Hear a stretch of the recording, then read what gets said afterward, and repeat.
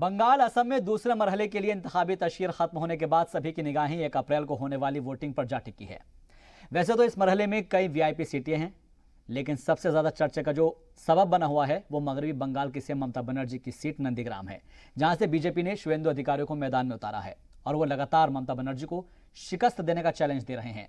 आवाम को लुभाने की गरज से मजहबी मुद्दों को खूब उछाला जा रहा है। इस बीच मगरबी बंगाल इलेक्शन में भी पाकिस्तान की एंट्री हो गई है। पहले रिपोर्ट देखिए, उसके बाद चर्चा की शुरुआत करेंगे।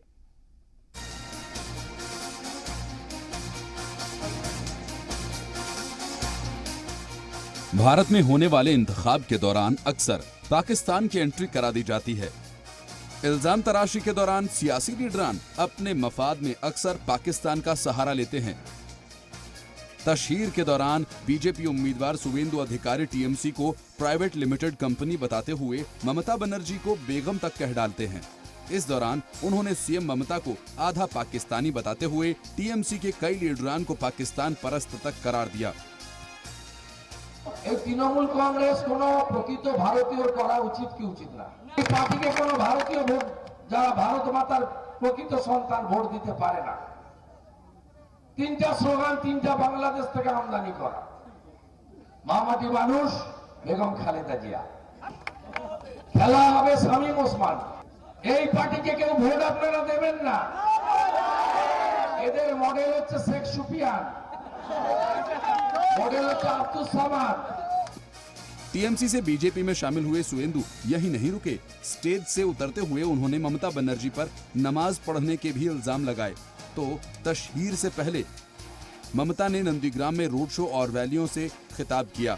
इस दौरान उन्होंने शुवेंदु को रंग बदलने वाला लीडर बताया। उन्होंने कहा कि ऐसे लोग न घर के रहते हैं न घाट के। बेगम तो ममता बनर्जी হচ্ছে অ্যাপিজমেন্টের রানী, চিটফান্ডের রানী এবং বেগম।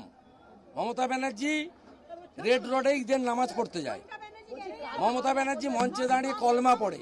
আর হঠাৎ করে গেরুয়া একটা ড্রেস পরে কপালে টিপট লাগিয়ে সেটা কত বড় মহাপুরুষ হয়ে গেছে। বাপ রে বাপ, একদিন এমন দিন আসবে না ঘাটকা না ঘাটকা হয়ে ঘুরে বেড়াবে। এটা नंदीग्राम में बीजेपी पर बाहर से गुंडे मंगाने का इल्जाम लगाने वाली टीएमसी की हिमायत में कुछ तलबा तंजीमें वहां पहुंची थीं। अपने सकाफती प्रोग्राम के तहत वे लोगों से बीजेपी के खिलाफ वोटिंग की अपील करते नजर आई। धर्मो करके जो कर रहा है ये सारा देश में, ये अच्छा नहीं है। श्री चैतन्य देव ये नहीं बोला है, चातका जी को वो आपन कर लिया था। तो इसलिए हमको यही इधर में बोलना है, जो बीजेपी के मत वोट दीजिए। मुल्क में होने वाले इंतखाब के दौरान पाकिस्तान की एंट्री कोई नया मामला नहीं है। इससे पहले टीएमसी के एक लीडर ने तशहीर के दौरान अक़लियतों की तादाद बताते हुए खुद को 4-4 पाकिस्तान के बराबर बताया था। हालांकि बाद में इसके लिए उसने मुआफी भी मांग ली थी। जबकि बीजेपी लगातार भगवान राम के नाम पर माहौल बनाने की कोशिश कर रही है। ब्यूरो रिपोर्ट, जी मीडिया।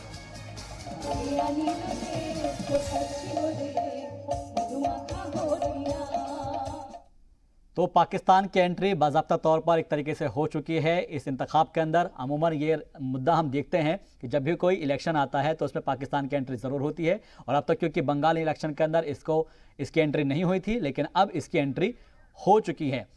जाहिर सी बात है, इसके ऊपर बात करने के लिए हमारे साथ तमाम खास मेहमान जुड़ रहे हैं। सबसे पहले उनका तारुफ करा देते हैं, फिर चर्चा की शुरुआत करेंगे।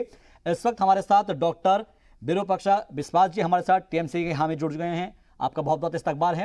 इसके साथ ही हमारे साथ दानिश इकबाल साहब हैं, लीडर है भारतीय जनता पार्टी के, आपका भी बहुत बहुत खैर मकदम है। और साथ ही जुड़ रहे हैं महबूब रजा साहब, सीनियर सहाफ़ी है कोलकाता से, उनका भी बहुत बहुत इस्तकबाल करते हैं।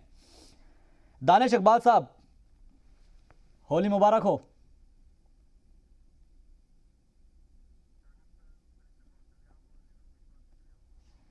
दानिश इकबाल जी, आप तक आवाज पहुंच पा रही है मेरी?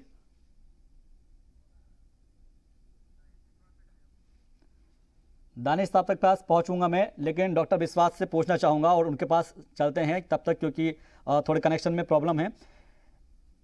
डॉक्टर विश्वास, चुनाव की तैयारियां पूरी कर ली गई है और जाहिर तौर पर कल का जो चुनाव है वही डिपेंड करेगा कि आने वाले वक्त में कौन कितना लीड ले पाएगा। मेरा पहला और सबसे अहम सवाल है कि अब तक इस चुनाव के अंदर पाकिस्तान की एंट्री नहीं हुई थी, लेकिन अब पाकिस्तान की भी एंट्री हो चुकी है। आपसे पहला रिएक्शन जानना चाहूंगा। इस चीज के एंट्री के बारे में आप बोल रहे हैं, पाकिस्तान की एंट्री कहां पे चुनाव में होता है? ये तो भारत में चुनाव लड़ा जा रहा है। लेकिन पाकिस्तान को लेकर बयानबाजी शुरू हो गई है। किस चीज का ये स्टेटमेंट कौन दिया है? नहीं, आपको मैंने जो पूरी रिपोर्ट दिखाई, क्या आपने वो रिपोर्ट देखी है? सॉरी, क्या आपने हमारी पूरी रिपोर्ट देखी है? नहीं दिखा, कुछ दिखाई नहीं दे रहा है। जी, बस ये शुवेंदु अधिकारी जो कि बीजेपी के उम्मीदवार है नंदीग्राम से, उन्होंने लिखा है, उन्होंने कहा है कि ममता बनर्जी को आधा पाकिस्तानी बताते हुए उन्होंने कहा पाकिस्तान परस्त हैं। सॉरी, क्या आप मेरी आवाज सुन पा रहे हैं?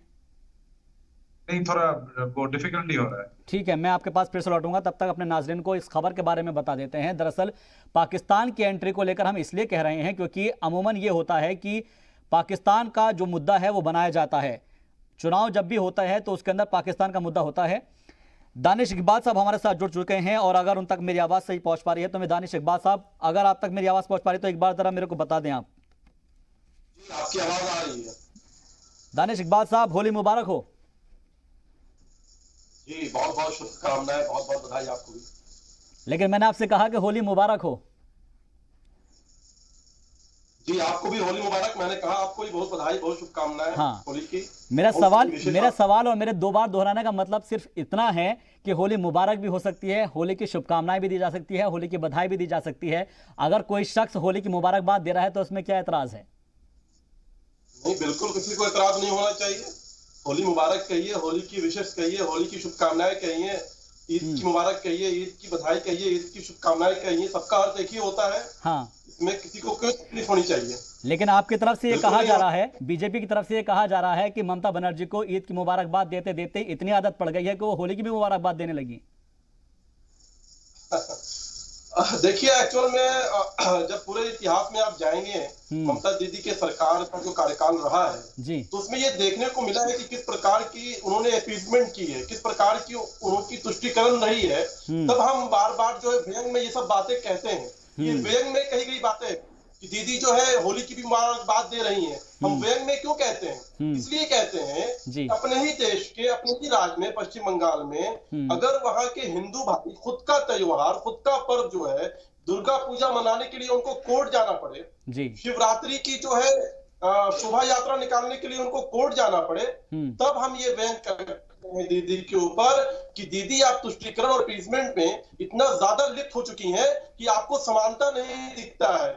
आप एक मजहब के लोगों को, एक धर्म के लोगों को, अपने वोट बैंक जिसको आप समझती हैं, उसको खुश करने के लिए, उसको अपीज करने के लिए आप किसी हद तक भी जा सकती हैं। तब हम व्यंग करते हैं और इस व्यंग में कहीं किसी का कोई अपमान नहीं है।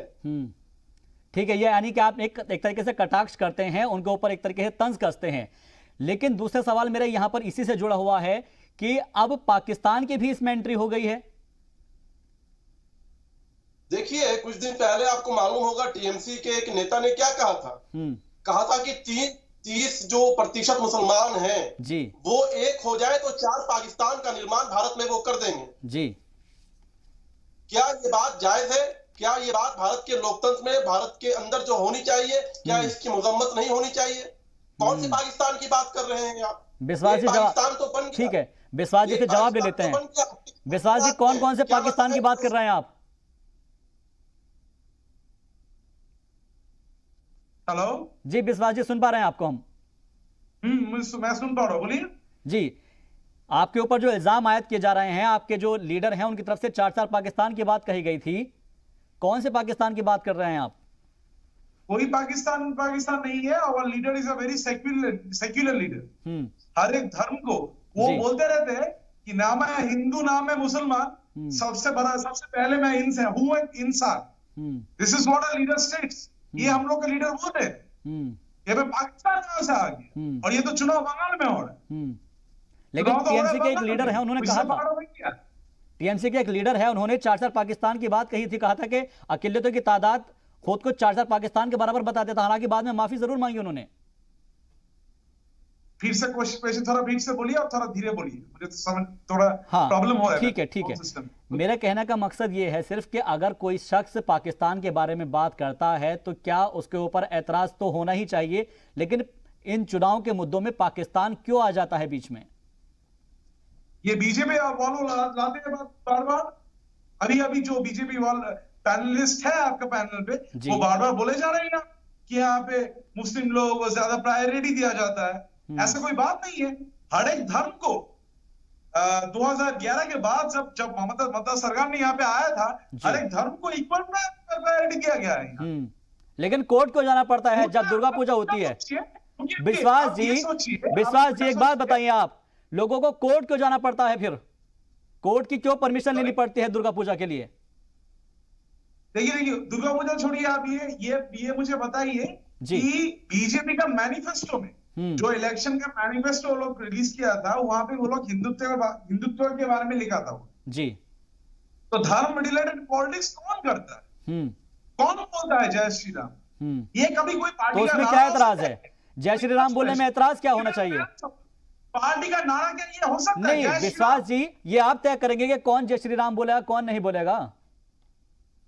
हाँ सॉरी, ये आप तय करेंगे कि जय श्री राम किसको बोलना है और कब बोलना है? मैं तय नहीं करूंगा, लेकिन 2 मई को बंगाल के जो जनता है वो तय करेंगे। ठीक है, कौन जय श्री राम बोलेगा कौन नहीं बोलेगा। और हाँ, ये राम और सिया ये तो भगवान है जी, इसमें कोई हर्ष नहीं है, लेकिन पार्टी का मैनिफेस्टो नहीं हो सकता।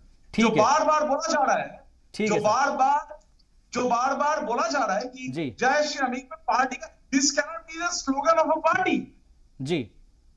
ठीक है सर, मैं आपके पास आऊंगा। ठीक है सर, बोलने में कोई हर्ष नहीं है, लेकिन ये बात पे हर्ष है कि आप इसको मुद्दा बना के आप इलेक्शन में जाते हैं। ठीक है सर, इसका जवाब हम दानिश इकबाल साहब से इसका जवाब हम लेंगे, लेकिन उससे पहले हम महबूब रजा साहब के पास चलते हैं। सीनियर साफी है और काफी तजुर्बा है बंगाल की सियासत का। महबूब रजा साहब, देखिए कहीं ना कहीं होते हुए पाकिस्तान तक जो गाथा है, कहानी है, वो पहुंच ही जाती है और पाकिस्तान की एंट्री भी बंगाल इलेक्शन में हो चुकी है अब। जी सभा साहब बहुत बहुत शुक्रिया जी।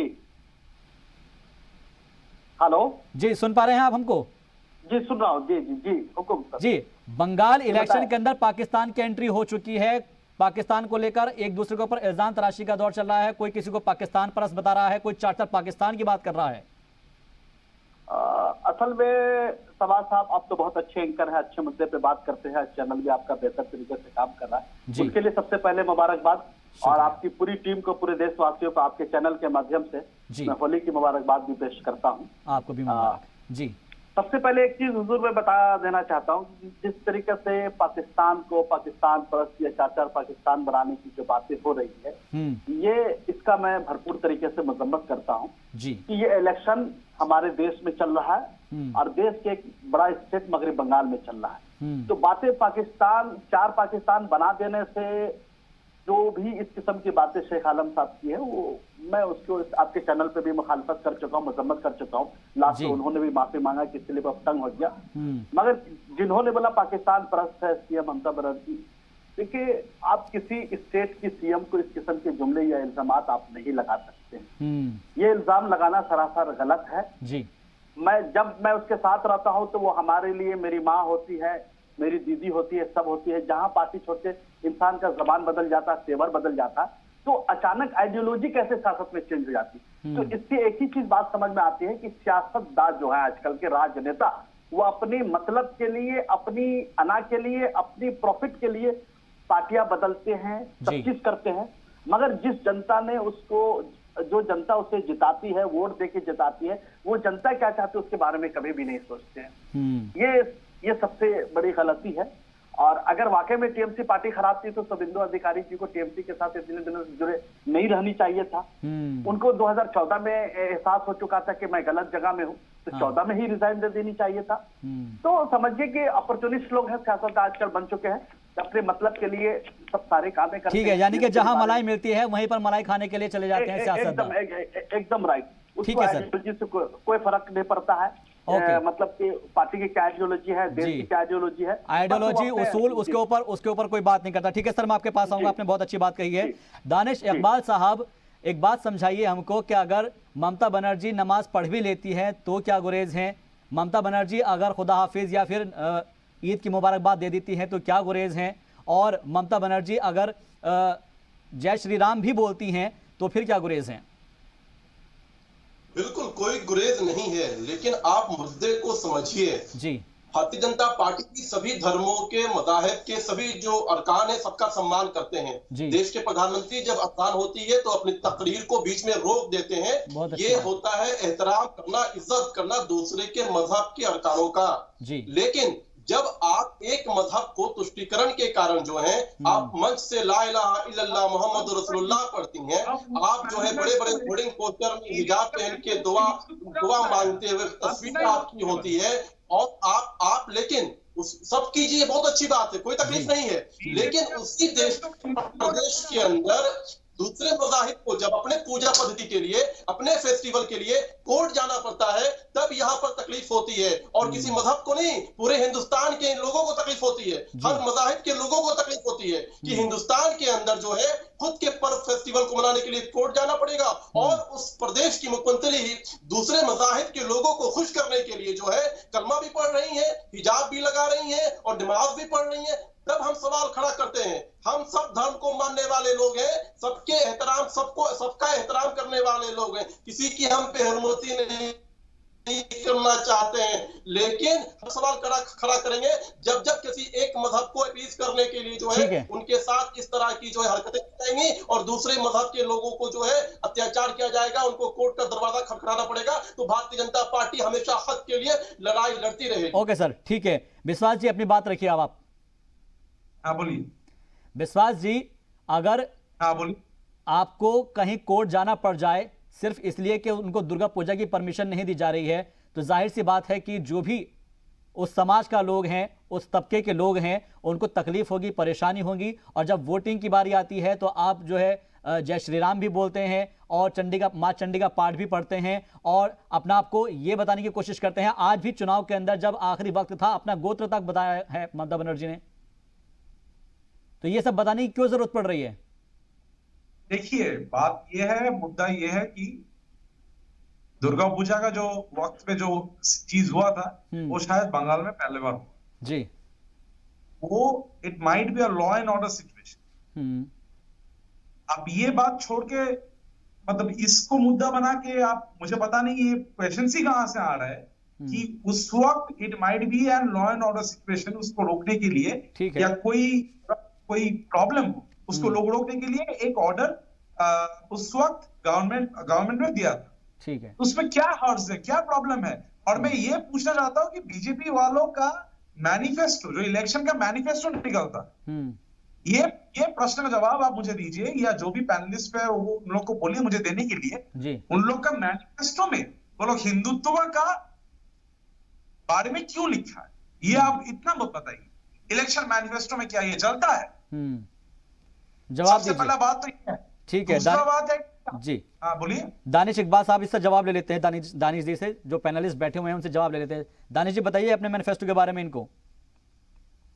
ये देखिए, हमारा जो मैनिफेस्टो है वो जनता के हित के लिए है, जनता के कल्याण के लिए है। ये बार बार कह रहे कि हमने अपने मैनिफेस्टो में सीएए कानून को लेकर के क्यों लिखा, मैं बहुत ही साफ कर देना चाहता हूं। सीएए कानून इस चुनाव का मुद्दा नहीं है। सीएए कानून जो है केंद्र सरकार के द्वारा बनाया गया कानून है, लेकिन ममता बनर्जी ने वहां साफ कह दिया था कि हम सीएए कानून को लागू नहीं करेंगे। इसलिए हमने अपने मैनिफेस्टो में कहा कि भारतीय जनता पार्टी की जब सरकार आएगी पश्चिम बंगाल के अंदर तो हम वहां पे सीएए कानून को लागू करेंगे। इसलिए हमने उसको मैनिफेस्टो में डाला। हमने असम में उस चीज को मैनिफेस्टो में नहीं डाला क्योंकि असम की सरकार ने उसका विरोध नहीं किया था। तो बहुत ही स्पष्ट है। जहां तक हिंदुत्व की बात है, हिंदुत्व वे ऑफ लाइफ है। हिंदुत्व कोई मजहब नहीं है, हिंदुत्व कोई धर्म नहीं है। हिंदुत्व वो सब है जो भारत में रहते हैं, जो यहाँ की संस्कृति है, जो यहाँ का सभ्यता है, जो यहाँ की परंपरा है, उसको हिंदुत्व कहते हैं। आपको इसमें तकलीफ क्या है? आपको इसमें आपत्ति क्या है? क्या हम बाबर का परंपरा को लेकर के आएंगे? क्या हम मुगलों की परंपरा को लेकर के आएंगे जो देश को लूटने के लिए आया था? हम तो भारत की परंपरा की बात करेंगे, दानिश इकबाल जी, ठीक है, हम तो उसकी परंपरा को ओके सर, यही हिंदुत्व है। ओके, आपने परंपरा की बात की है, आपने सभ्यता की बात की है।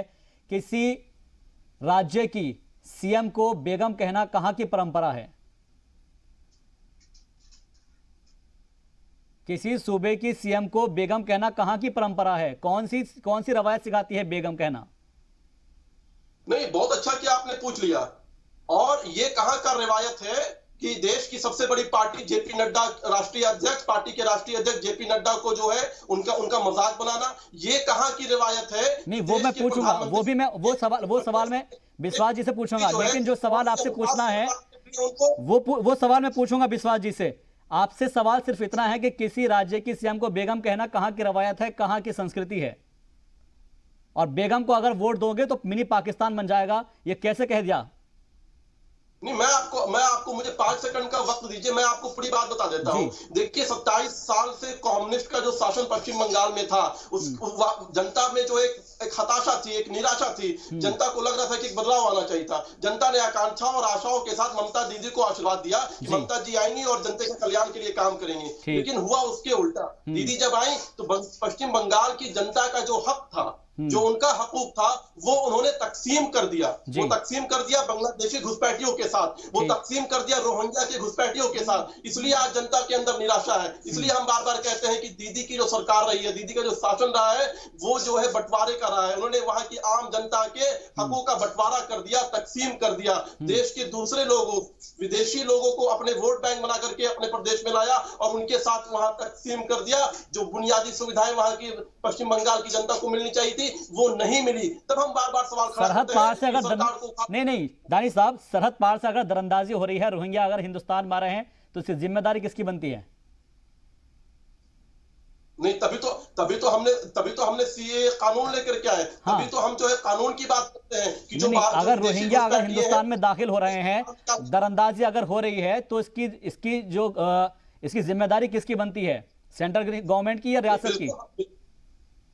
नहीं, बिल्कुल हमारी जिम्मेदारी। अभी भी हमने जम्मू कश्मीर के अंदर से 250 रोहिंग्या को जो है निकाल करके बाहर भेजने का काम शुरू किया है। अब वहां की अब अगर आप प्रदेश की सरकार है और आप उसकी मुखालफत करोगे तो हम तो सवाल खड़ा करेंगे ना। आप डोरा अटकाओगे तो हम सवाल तो खड़ा करेंगे ना कि आप क्यों उनको संरक्षण दे रहे हो। आप उनको चिन्हित करो, चिन्हित करके उनको देश से बाहर। ओके, बहुत अच्छे तरीके से आपने जवाब दिया है। एक ब्रेक के लिए हम यहाँ रुकेंगे। ब्रेक के बाद जब आएंगे तो बात करेंगे कि आखिर बेगम और मिनी पाकिस्तान कैसे बनेगा, और साथ ही सवाल करेंगे विश्वास जैसे कि आखिर जो सवाल यहां पर उठाए हैं बीजेपी की तरफ से दानिश इकबाल साहब ने, उसका जवाब क्या होगा। एक ब्रेक के बाद।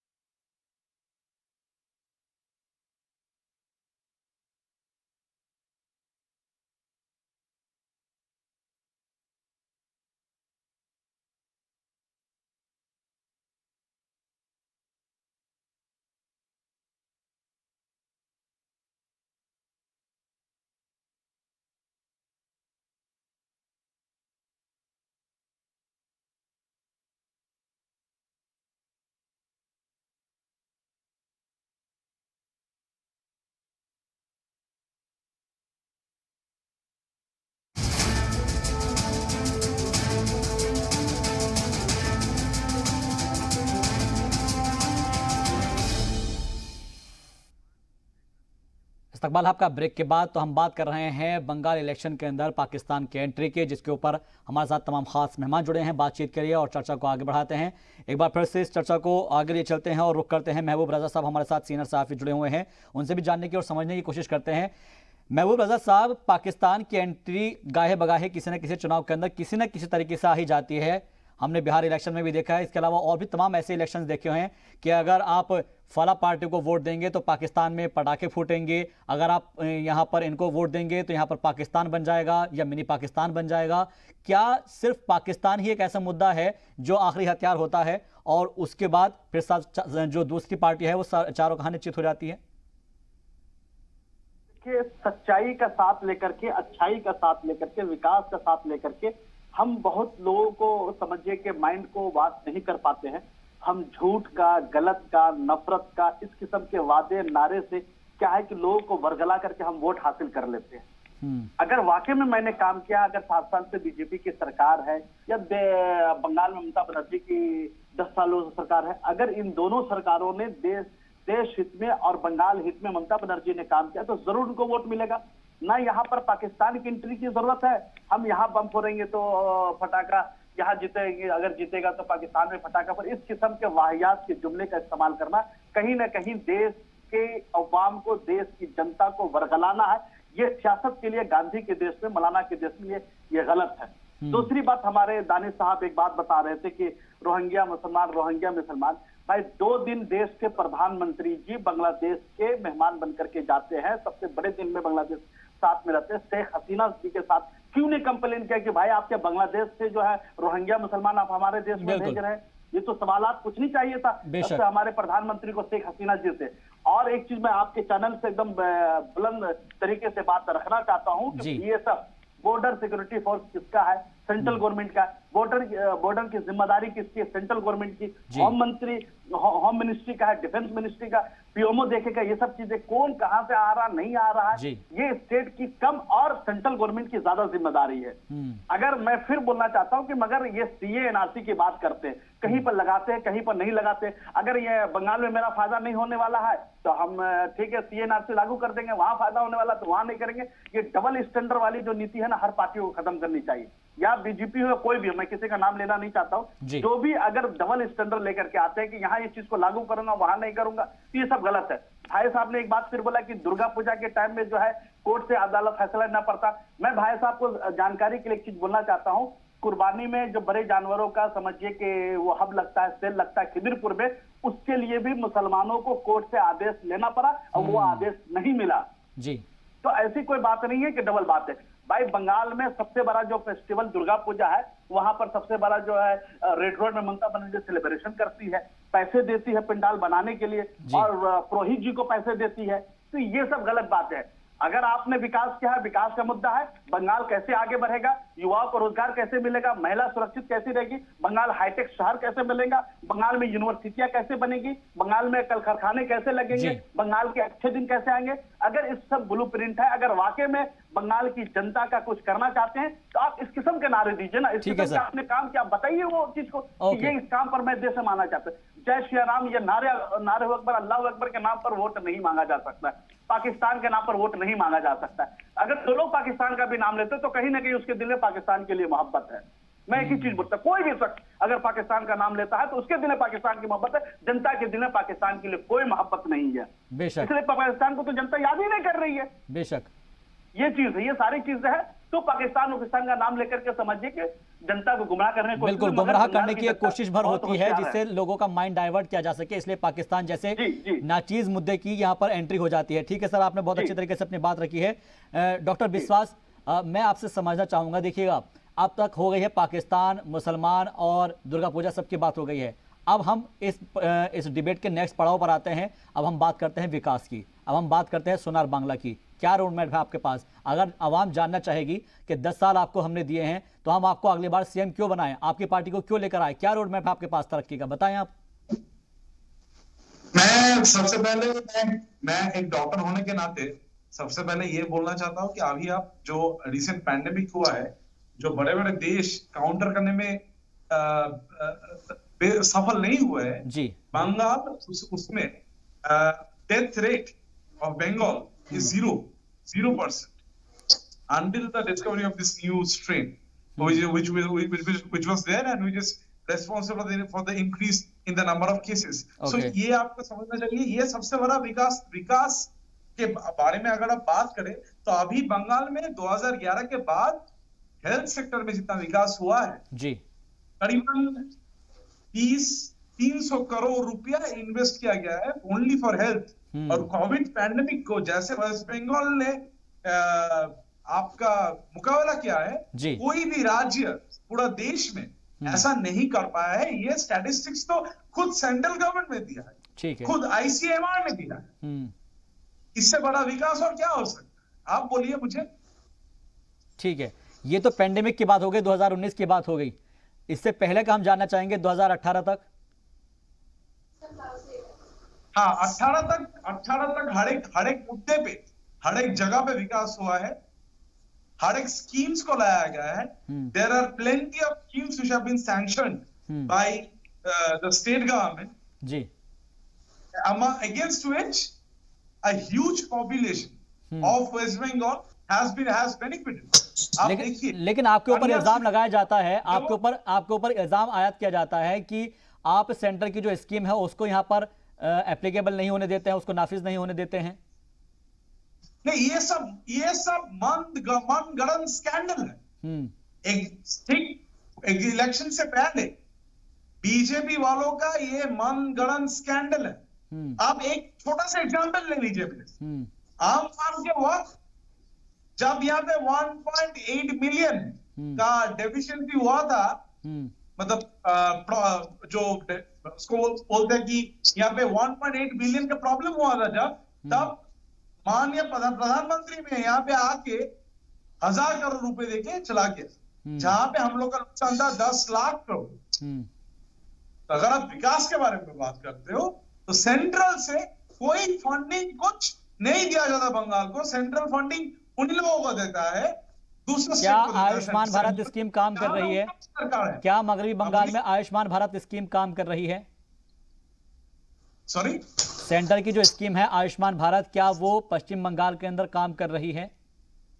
हाँ, that is working, that is obviously working in West Bengal.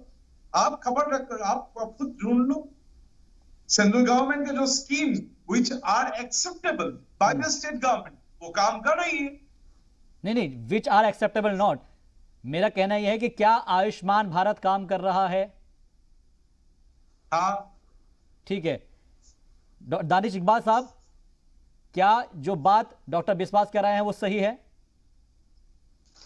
मैं आपको बता देता हूं, देखिए, पश्चिम बंगाल की सरकार ने केंद्र सरकार की आयुष्मान भारत योजना को लागू नहीं किया जी, कृषि सम्मान योजना को लागू नहीं किया, कोविड वैक्सीनेशन जो भारत केंद्र सरकार ने भेजा उसके ट्रक को वहां से वापस करने का काम ममता दीदी की सरकार ने किया, सिर्फ इसलिए उनके वोट बैंक ने ये कहा हम कोविड वैक्सीनेशन नहीं लग पाएंगे, इसलिए उन्होंने ट्रक को वापस करने का काम किया। ये सब हम लोगों को मालूम है। अब आपको ये बता दें, अब मैं आपको नहीं, लेकिन डॉक्टर विश्वास, ये बात तो सभी कह रहे हैं, क्या आयुष्मान भारत बंगाल के अंदर, आयुष्मान भारत नहीं, आयुष्मान भारत आपने नाफिज की हुई है, क्या आयुष्मान भारत के तहत लोगों का इलाज हो रहा है?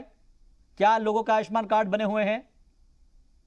उसका देखिए, लागू हुआ है कि नहीं हुआ है, ये तो दानिश साहब मेरे से अच्छा बोल पा रहे हैं। ये लोग ये बोल वो मना कर रहे हैं, दानिश साहब मना कर रहे हैं कि नाफिज ही नहीं किया गया है। हमको आयुष चाहिए जहां पे स्वास्थ्य साथी कार्ड है हम लोग के पास, वी हैव द कार्ड, स्वास्थ्य साथी कार्ड है हम लोग के पास, 17 गवर्नमेंट मेडिकल कॉलेज। यानी आपको आयुष कार्ड नहीं चाहिए, मगरबी बंगाल के लोगों को आयुष कार्ड नहीं चाहिए?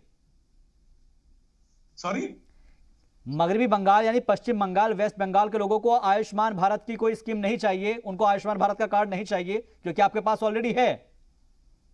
हम लोग के पास उससे अच्छा, उससे काफी अच्छा वो कहते हैं आपको, वो क्या प्रकल्प है, उससे अच्छा आयुष्मान भारत से भी अच्छा प्रकल्प है हम लोग के पास। ठीक है, दानिश साहब, विश्वास साहब का ये कहना है कि उनके पास ऑलरेडी इतनी अच्छी स्कीम है, उनके पास इतनी अच्छी योजना है कि हम उनके जो आयुष्मान भारत है उसको एक्सेप्ट वो नहीं करते हैं मगरबी बंगाल में। नहीं, ये तो उनके पास पहले बोला कि सेंट्रल गवर्नमेंट का वैक्सीन में नहीं चल रहा है। अगर आप वैक्सीन, मुझे पता नहीं आपका बीजेपी वैक्सीन लिया है कि नहीं, वो एनरोलमेंट होता है गवर्नमेंट में।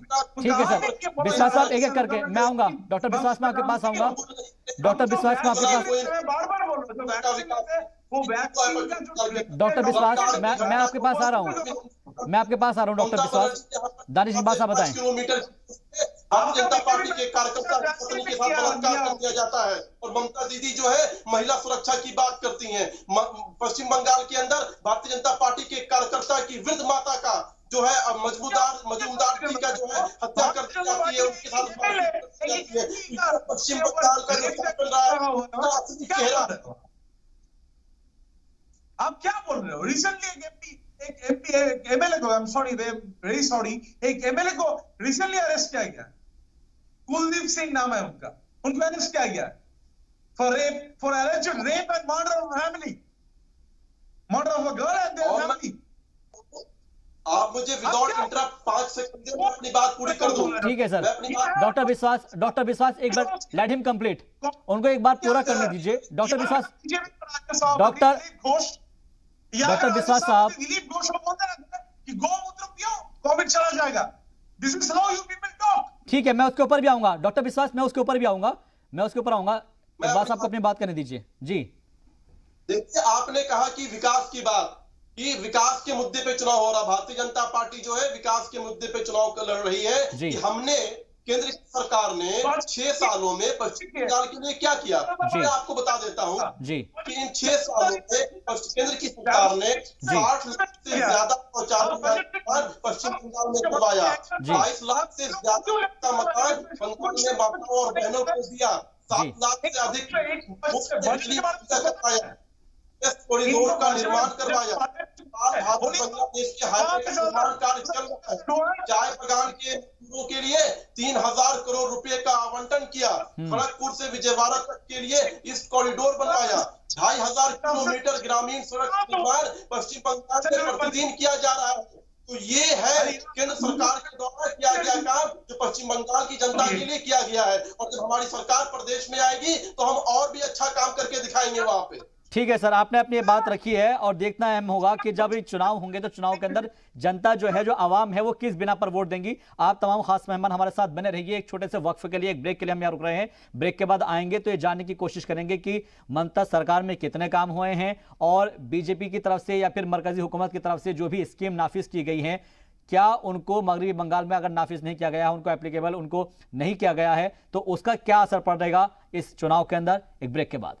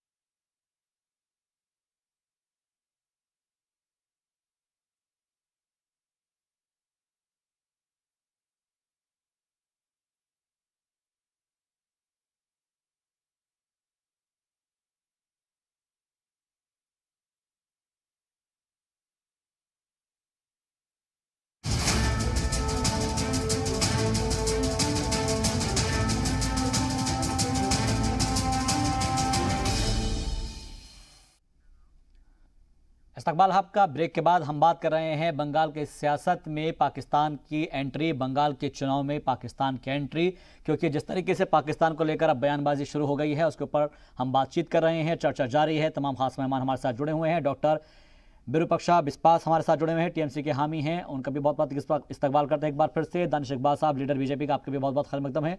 और साथ ही महबूब रजा साहब हैं हमारे साथ, सीनियर जर्नलिस्ट हैं, उनका भी बहुत बहुत इस्तकबाल करते हैं। दानिश इकबाल साहब, एक चीज़ हमको समझाइए कि सोनार बांग्ला का रोड मैप क्या है?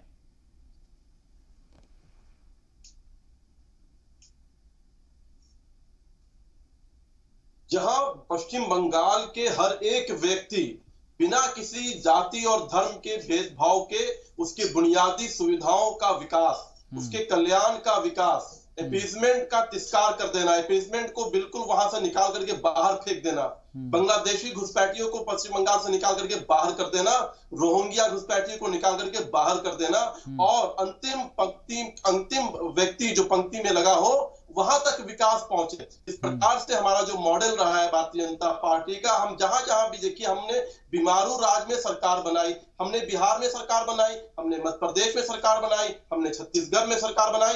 इन बीमारू राज को भारतीय जनता पार्टी ने अपने शासन के द्वारा जो है बीमारू राज से मुक्त धारा में जोड़ने का काम किया। उसी प्रकार से पश्चिम बंगाल को भी जो है हम वहां के इंफ्रास्ट्रक्चर पे काम करना है, वहां पे महिलाओं की सुरक्षा पे काम करना है, वहां पे जो है अपीजमेंट को समाप्त करना है। सब लोग, सभी मजहब के लोग पश्चिम बंगाल के अंदर अपने धर्म के आधार पर पूजा पद्धति कर सकें, किसी को कोर्ट के दरवाजे ना खटखटाने पड़े, सबको बराबर का अधिकार दिया जाए, यही सोनार बांग्ला होगा। ठीक है, बहुत अच्छी आपने बात कही है। और हमारे साथ महबूब रजा साहब भी जुड़े हुए हैं, उनसे भी समझते हैं और जानने की कोशिश करते हैं कि सोनार बांग्ला बनाने के लिए क्या क्या चीज़ें करनी चाहिए, चाहे वो कोई सी पार्टी हो, क्योंकि मकसद सबका एक ही होना चाहिए कि बंगाल के अंदर तरक्की, बंगाल के अंदर विकास होना चाहिए। महबूब रजा साहब, अगर मेरी आवाज़ आप तक पहुँच पा रही है तो मैं आपसे समझना चाहूँगा कि सोनार बांग्ला के लिए क्या रोड मैप होना चाहिए किसी भी पार्टी का? लफ्ज है, ये अल्फाज है और वर्ड है, सुनने में बहुत खूबसूरत, बहुत अच्छा लगता है, दिल को लुभाने के लिए गालिब ख्याल अच्छा है। ये सोनार बांग्ला वाला भी लफ्ज ऐसा ही है जी। अगर वाकई में सियासत दल, सियासी पार्टियां बंगाल की जनता का, बंगाल की अवाम का विकास करना चाहते हैं, तरक्की करना चाहते हैं, डेवलपमेंट करना चाहते हैं, तो वो जहन और रूट मैप बना ले कि बंगाल का एक एक व्यक्ति को मैं रोजगार दूंगा, बंगाल के महिलाओं को रोजगार मैं दूंगा, बंगाल को युवाओं के फ्यूचर के लिए मैं काम करूंगा। बंगाल जो आज से आजादी के बाद, आजादी से पहले जो बंगाल जो है फाइनेंस का हब हुआ करता था, फैक्ट्री का हब हुआ करता था, जितनी बड़ी फैक्ट्रियां थी सबके जो है हेड ऑफिस बंगाल कलकत्ता शहर में हुआ करता था। आज वो सारी फैक्ट्रियां की हेड ऑफिस मुंबई या दिल्ली शिफ्ट हो चुकी है। अगर वाकई में ये लोग ईमानदार है बंगाल को लेकर के, फिर वापस जो आज से 45 साल 50 साल पहले जिस तरह से बंगाल सजा हुआ था, संवारा हुआ था, सारी दुनिया के लोग बंगाल को अपना जो है बिजनेस पॉइंट, बिजनेस सेंटर समझते थे। अगर वाकई में चाहते हैं तो इस किस्म की फैक्ट्रियां को लगाए और बड़ी बड़ी कंपनियों को हेड ऑफिस बनाए, इसलिए कि बंगाल के पास कलकत्ता शहर पर वो सारी शक्तियां हैं जो एक मेट्रोपॉलिटन सिटी और एक बड़े शहरों में होती। जैसे कि यहाँ बंगाल में एक बड़ा एयरपोर्ट है और जो इंटरनेशनल फ्लाइट आती है और जाती है, आप भी जानते हो, सुभाष चंद्र बोस। और बंगाल में दो बंदरगाह है, खिदिरपुर बंदरगाह है, हल्दिया पोर्ट है। ये किसी भी दुनिया से कनेक्ट को नकलो हमल के लिए जो पोर्ट का होना और हवाई जहाज के अड्डे का होना और पूरे देश भर का ये बड़ी रेल सेवा है। हावड़ा रेलवे स्टेशन है, सियालदह रेलवे स्टेशन है, सतनागाछी रेलवे स्टेशन है। मतलब एक स्टेट में जितनी खूबियां होनी चाहिए, हमारे बंगाल के पास सारी खूबियां हैं। यहाँ के युवा काफी जो है समझिए के विकासशील है, उसके जहन में सोच और फिक्र है, देश को आगे बढ़ा। यहाँ तक कि बंगाल के युवा, बंगाल के साइंटिस्ट, आप जानते हैं कि नोबेल प्राइज जो मिला 2 बंगाल के हैं, आप जानते हैं बहुत अच्छी तरीके से। यहाँ लिटरेरी पर्सनालिटी, बड़ी बड़ी लिटरेरी पर्सनालिटियां, बिल्कुल बंगाल ने अपना एक पहचान बनाई थी और जो पहचान थी उसकी वो पहचान बरकरार रहनी चाहिए थी। ठीक है सर, मैं आपके पास आऊंगा। डॉक्टर बिस्वास, अब देखिएगा क्योंकि वक्त आखिरी मोमेंट पर है ये डिबेट, मैं आपसे एक चीज समझना चाहूंगा कि क्योंकि 1 तारीख को इलेक्शन होना है, वोटिंग होनी है, उसको लेकर क्या इंतजामात क्योंकि किए जाते हैं, लेकिन इल्ज़ाम ये लगता है कि आपकी तरफ से कुछ तोड़फोड़ की जाती है, कुछ अटैक किए जाते हैं। इन जो दावे हैं, इन इल्ज़ामात में कितनी सच्चाई है? तोड़फोड़ करने वाला बीजेपी वाला ही है। गुजरात का दंगा अगर आप देखें देवेंद्र महातो, डॉक्टर देवेंद्र महातो का हत्या देखिए, हाथरस का वो इंसिडेंट देखिए। ये बीजेपी का कल्चर है, ये बंगाल का कल्चर नहीं। इतना ही मैं आपको बोल सकता। जैसे देखिए हम लोग का ऑनरेबल सीएम पे अटैक किया गया, ये कल्चर कौन लाया 16 साल के बाद? ये इन लोगों का कल्चर। क्या सोलर बांग्ला बनाए? मैं एक चीज बोलना चाहता हूं, आपके बीजेपी के पैनलिस्ट को मैंने एक क्वेश्चन पूछा जी कि इस बार का बजट में कहां पे, सेंट्रल का जो बजट जो रिलीज किया गया है, बजट में सबसे ज्यादा इन्वेस्टमेंट कहां पे हुआ है? इनको ये ही नहीं पता, और ये लोग बात करते हैं Sonar Bangla. I am very sorry but I can not speak to this kind of who have got zero technical knowledge. जी, इन लोगों को सिर्फ एक ही चीज आता है, जय श्री राम जय श्री राम जय श्री राम, और कुछ नहीं आता है। और जय श्री राम से तो विकास नहीं होता। पहले इंसान बनिए, उसके बाद विकास के बारे में सोचिए। ठीक है, दानिश इकबाल साहब जवाब दीजिए। देखिए, जिस पश्चिम बंगाल की सरकार ने जो वहां की जीडीपी ग्रोथ हुआ करती भारत के विकास में, भारत की धारा में जुड़ने के लिए, वो आज सबसे निचले स्तर पर है। रिकॉर्ड स्तर पर वो बहुत ही निचले स्तर पर है। तो ये जो है किस प्रकार की इन्वेस्टमेंट और किस प्रकार के बजट की बात कर रहे हैं? आपने पश्चिम बंगाल को कहां से कहां ले जाकर के रख दिया है। जो पश्चिम बंगाल भारत की जीडीपी का सबसे बड़ा हिस्सा हुआ करता था, आज वो सबसे निचले स्तर पर है। तो ये दुर्भाग्य है कि पश्चिम बंगाल जो है आपके वो कहां से कहां पूछिए। मैं फिर मैं उनको क्वेश्चन करता हूं कि उन लोग, उनका स्टेट में क्या विकास हो रहा है?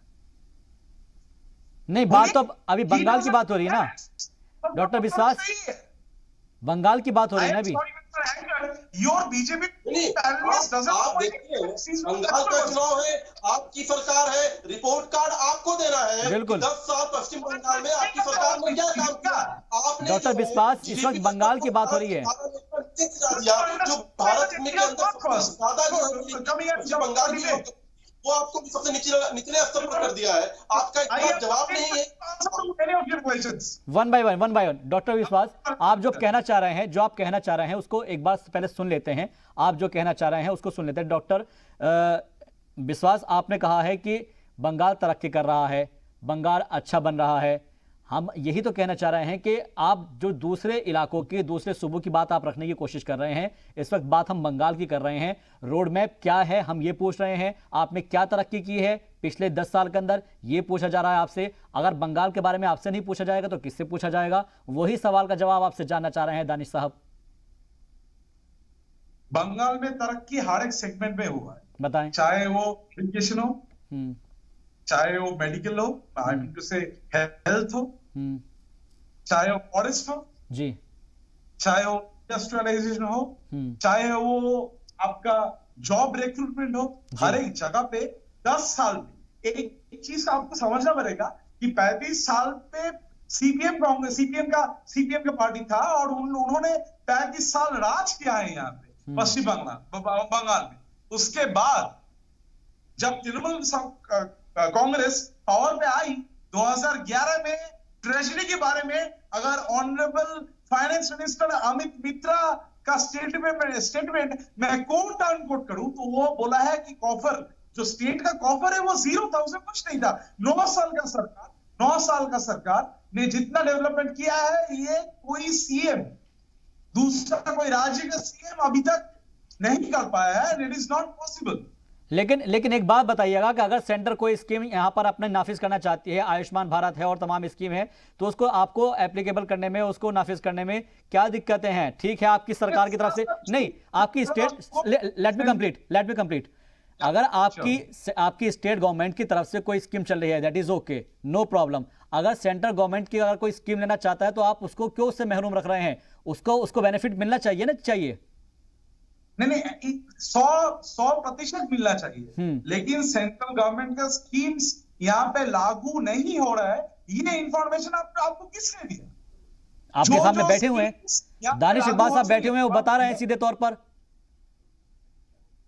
मेरा बात सुनिए, जो स्कीम्स यहाँ पे लागू हुआ है on behalf of central government, ये तो ठीक करेगी हम लोग का एडमिनिस्ट्रेशन, तो that has to follow the protocol of the administration, as simple as that. If it is और एडमिनिस्ट्रेशन किसके अंडर में आएगा? एडमिनिस्ट्रेशन किसके अंडर में आएगा? एडमिनिस्ट्रेशन गवर्नमेंट के अंडर में है ना? हाँ, एडमिनिस्ट्रेशन करेगा इसको एप्लीकेबल, तो एडमिनिस्ट्रेशन गवर्नमेंट के अंडर में है या गवर्नमेंट से बाहर है? नहीं, गवर्नमेंट के अंदर है और वो प्रोटोकॉल की तरह होना चाहिए, प्रोटोकॉल की तरह होना चाहिए। बट सेंट्रल गवर्नमेंट तो कह रही है कि उनकी तरफ से एप्लीकेबल कराया जाता है, आप उसको मना कर देते हैं, आप उसको नकार देते हैं। The question that you are asking, it's a totally technical question. It is a law. It corresponds to administration. ठीक है, एक आखिरी जवाब ले लेते हैं, कुछ कहना चाह रहे हैं यहाँ पर दानिश इकबाल साहब।